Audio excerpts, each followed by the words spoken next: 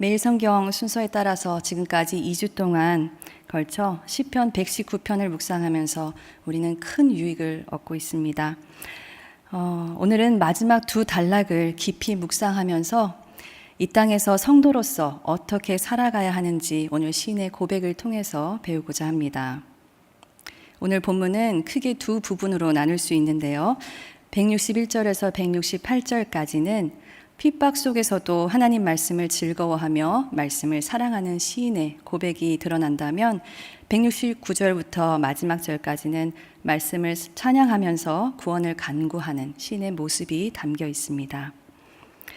이 시편 기자의 상황을 좀 더 구체적으로 살펴볼까요? 161절을 보시면 고관들이 거짓으로 그를 핍박하고 있습니다. 고관, 나보다 높은 지위에 있는 사람, 그것도 여러 명이 나를 거짓으로 핍박한다면 나는 어떤 마음이 들까요? 억울함을 넘어서 두려운 마음이 들 것 같습니다. 하지만 본문을 자세히 보시면 시인이 두려워하는 대상은 그를 핍박하는 고관들이 아니라 주님의 말씀입니다. 주님의 말씀만 경외한다고 고백합니다. 이어서 162절을 보시면 자신을 많은 탈취물을 얻은 사람으로 비유하고 있습니다. 그가 처한 상황이 얼마나 숨이 막히고 치열한지 그는 지금 이 상황이 전쟁 같다고 이 탈취물이라는 단어를 통해서 나타내주고 있는데요. 그런데 그가 지금 무엇 때문에 기뻐하고 있습니까? 전쟁에 승리하여서 많은 탈취물을 얻은 그 사실보다 주님의 말씀으로 인해 기뻐한다고 고백하고 있습니다. 도대체 그는 어떻게 이토록 말씀만 두려워하고 말씀으로 인해 기뻐할 수 있을까요? 말씀을 통해서 하나님과의 친밀한 교제를 맛보았기 때문입니다. 세상 만물을 창조하시고 지금도 이 세상을 경영하시는 창조주 하나님을 알고 그 뜻을 행하는 것보다 이 땅에서 누릴 수 있는 더 큰 기쁨도 행복도 없음을 깨달았기 때문입니다. 이렇게 말씀에 대한 사랑과 즐거움을 노래하는 시인이 부정적으로 느껴지는 감정, 미움에 대해서도 언급하고 있습니다. 163절인데요. 나는 거짓을 미워하며 싫어한다고 말하고 있습니다. 거짓을 미워하고 주의 율법을 사랑한다고 말하면서 이 대조를 통해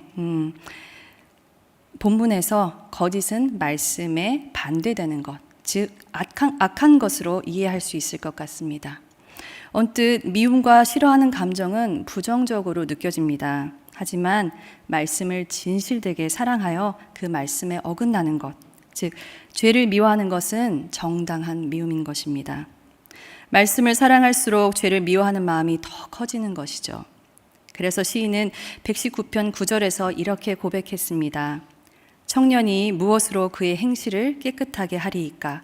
주의 말씀만 지킬 따름이니이다. 주의 말씀을 통해서 그리고 그 말씀을 지킴으로써 우리가 깨끗하게 된다는 것입니다. 사랑하는 성도 여러분, 여러분은 지금 이토록 사랑하는 것이 무엇입니까? 또한 미워하는 것은 무엇입니까? 사랑해야 할 것을 사랑하고 미워해야 할 것을 미워하고 계십니까? 본문을 보면 어느덧 시인은 주님과 매우 친밀한 관계인 것처럼 보입니다. 어떻게 이렇게 주님께 딱 붙어있는 주님을 무한 신뢰하는 관계가 되었을까요? 어떻게 그의 상황에 흔들리지 않고 오직 주님의 말씀이 그의 기준이 되었을까요? 주님과의 이런 깊은 교제는 말씀을 통해 시인이 알게 된 하나님의 성품과 속성 때문에 가능합니다. 바로 하나님의 의로우심입니다. 164절에서 시인은 하나님의 의로운 판단 때문에 하루에 7번씩 주님을 찬양한다고 고백하고 있습니다.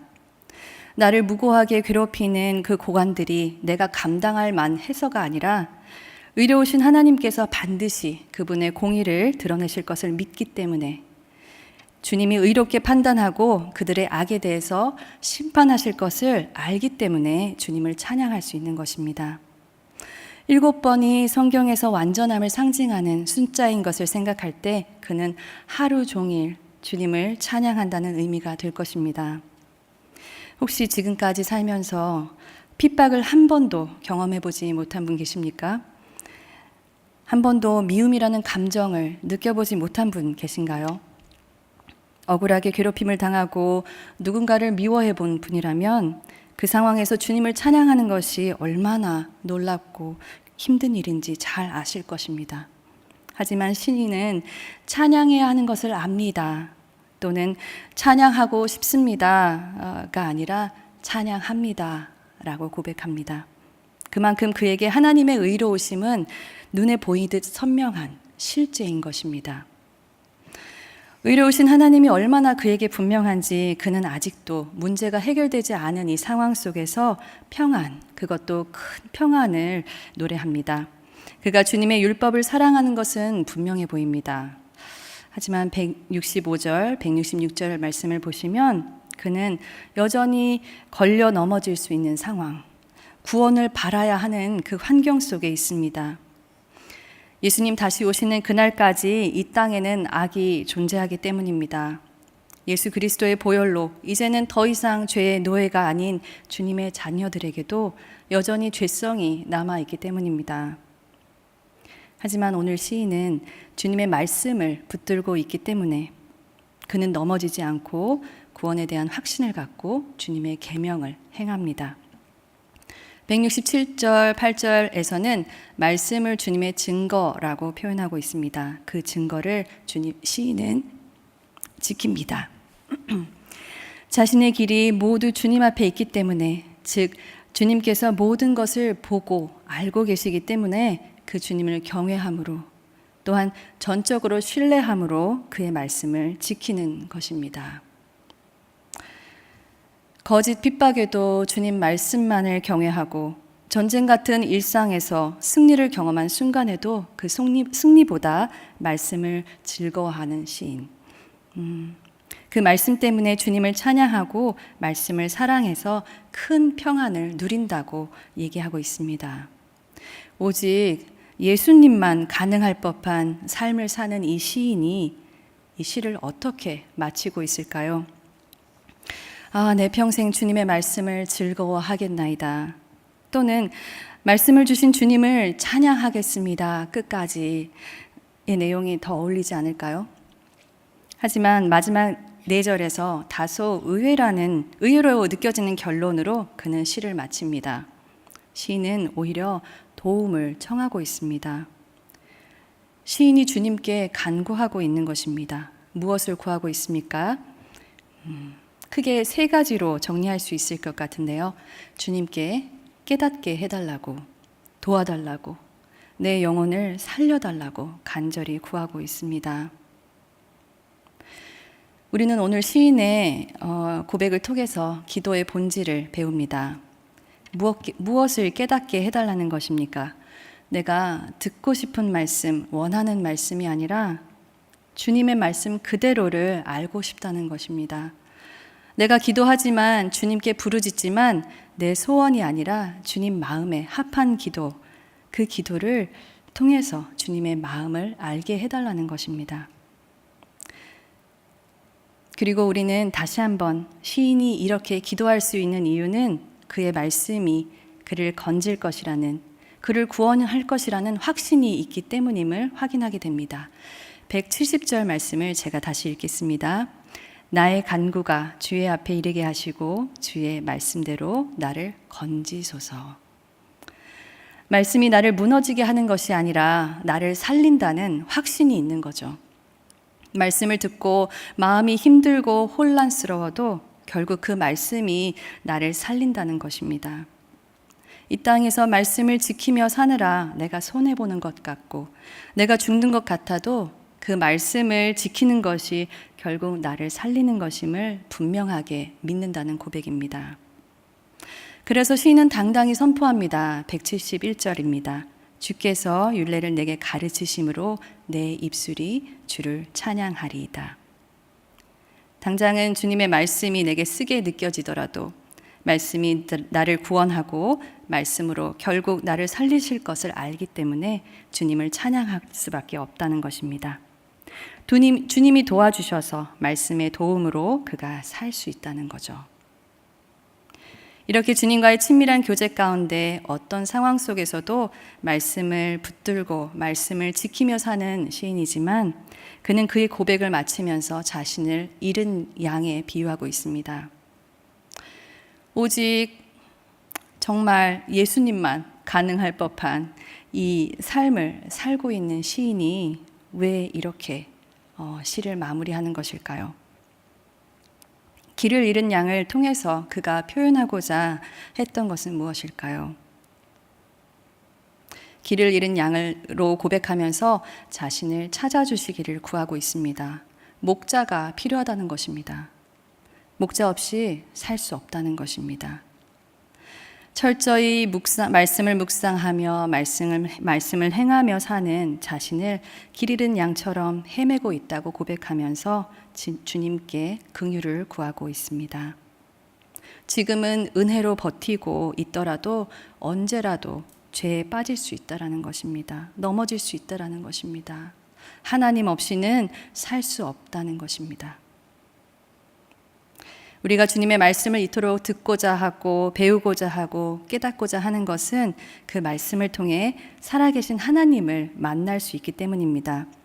우리가 우리 부정적인 감정에 묶여 있고 또 상황에 갇혀 있을 때 우리의 시선을 다시금 하나님께로 향하게 할 수 있는 것은 말씀이기 때문입니다. 그런데 문제는 말씀을 알아도 그것을 날마다 살아내는 것이 결코 만만치 않다는 것입니다. 어떻게 어제보다 오늘 또 작년보다 올해 더 말씀대로 살아갈 수 있을까요? 말씀을 알았다면 그 말씀대로 살아내는 훈련이 필요하다는 것입니다. 그 훈련장은 우리가 속한 공동체, 가정일 수도 있고 직장일 수도 있고 목장, 전도회, 소속팀 등 교회 공동체일 수도 있습니다. 제가 2년 전에 대학부를 섬기면서 제자 훈련을 했던 학생에 대한 이야기를 하면서 오늘 설교를 마무리할까 합니다.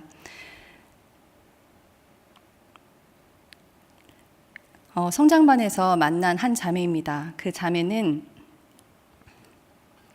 졸업하고 이제 유학을 준비하는 과정에 있었고 그 유학을 준비하는 그 치열한 시간 동안에 제자 훈련을 통해서 내가 하나님으로부터 영적인 공급이 필요하다라는 것을 알았고 그 결단을 해서 등록을 하게 되었습니다. 13주, 14주의 그 과정을 함께 하면서 낙심이 들 때 넘어지고 또 다시 말씀으로 일어나고 회복하는 그 과정들을 저는 옆에서 지켜보았고 또 무사히 유학을 가서 공부하게 되었다는 기쁜 소식도 들었습니다. 그 자매가 얼마 전에 잠시 귀국했다는 연락을 줘서 함께 만나게 됐어요. 너무 즐거운 만남이었고 이제 20대 중반의 어린 자매였지만 그 자매를 통해서 제가 얼마나 큰 위로를 받고 격려를 받았는지 느꼈는지 모릅니다. 그런데 그 자매가 귀한 만남을 하고 돌아가서 카톡이 왔어요.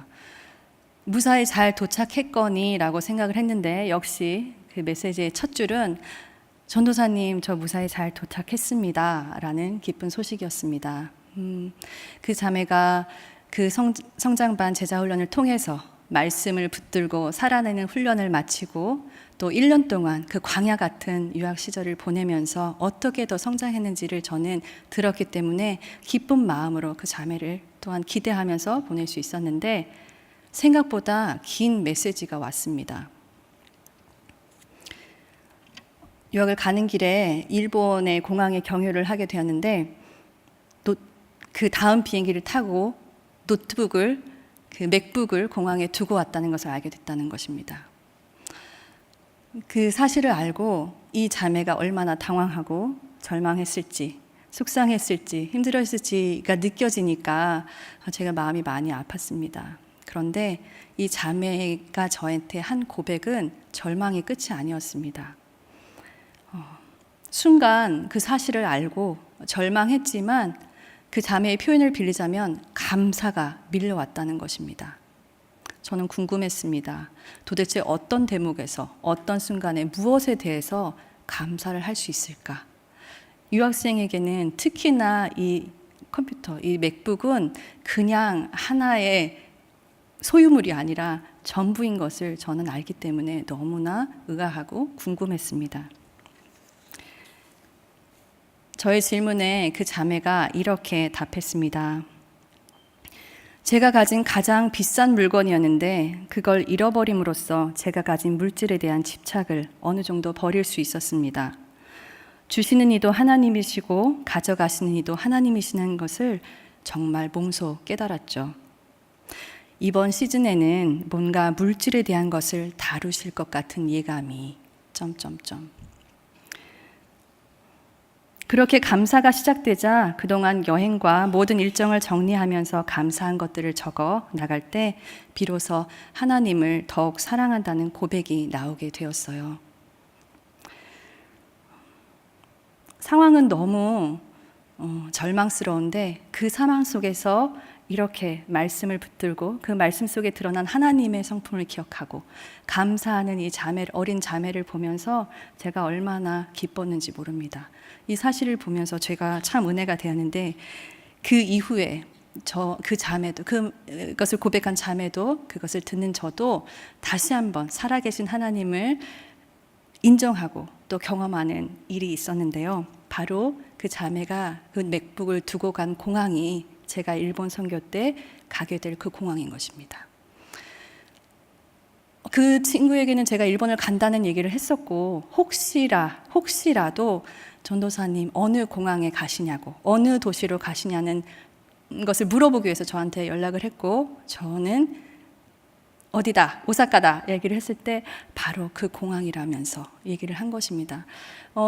맥북을 잃어버린 것을 알게 되고 도착해서 공항에 연락을 했더니 바로 다음 날 맥북을 찾았다고 보관해 두겠다라는 연락을 받았습니다. 하지만 항공으로 그 친구에게 전달할 수 있는 방법은 없기 때문에 누군가 직접 그 맥북을 찾아야 되는데 받아와야 되는데 그 사람이 누굴까를 생각하다가 저를 떠올린 것입니다. 혹시나 하는 마음에 저한테 연락했는데 마침 그 공항인 것입니다.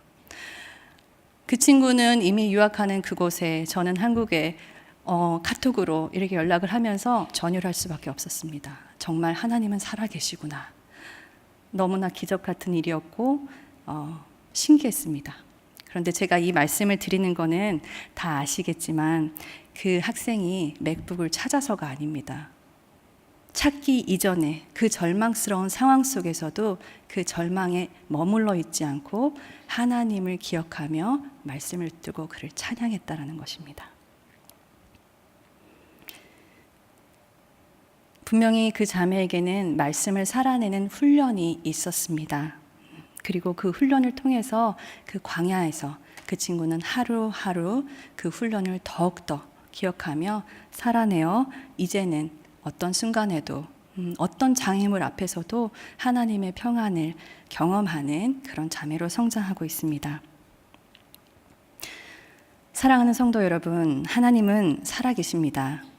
그리고 오늘 시인은 선포합니다. 반복적으로 선포합니다. 주의 법을 사랑하는 자는 큰 평안이 있으니 그들에게 장애물이 없으리로다.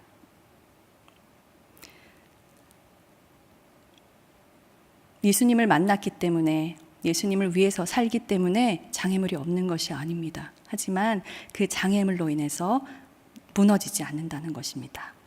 멈추지 않는다는 것입니다. 오늘도 주의 법을 사랑함으로써 어떤 장애물 앞에서도 큰 평안을 누리는 여러분들 되시기를 주님의 이름으로 소망합니다. 말씀을 기억하면서 함께 기도하시겠습니다. 사랑의 하나님 아버지, 감사합니다. 주님, 저에게 무엇보다 말씀을 주셔서 감사합니다.